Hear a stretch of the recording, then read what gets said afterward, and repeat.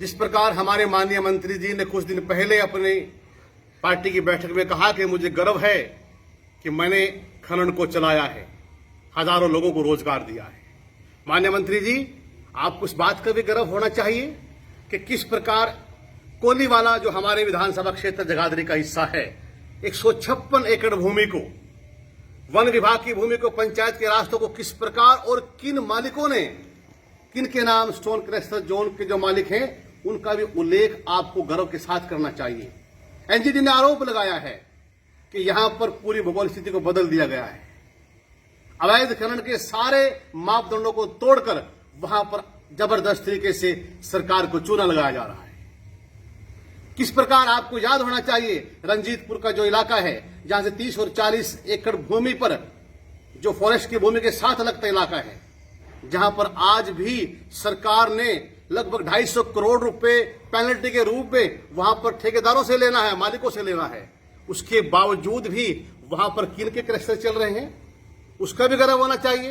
रात के अंधेरे में पोर्टल बंद है, पोर्टल पर कोई खरीदारी नहीं है, फिर भी सैकड़ों ट्रक किसके निकलते हैं, उस पर भी आपको गर्व होना चाहिए।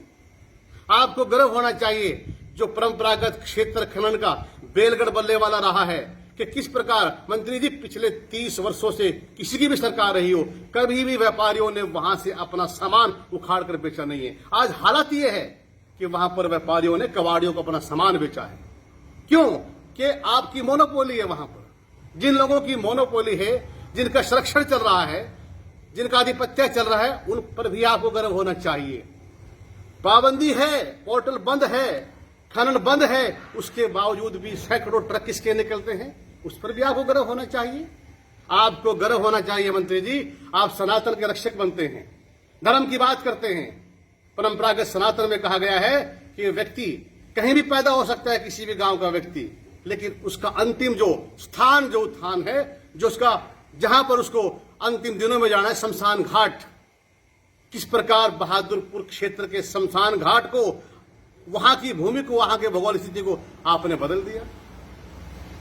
ये स्थिति है मंत्री जी, आपको इस बात के लिए गर्व करना चाहिए कि विकास के सारे मापदंड, सारे रास्ते कहां पर और किस प्रकार से आपने तय किए हैं। जनता इन बातों का सवाल का जवाब लेगी। चुनावी प्रक्रिया में इस बात को उत्तर आपको देना है।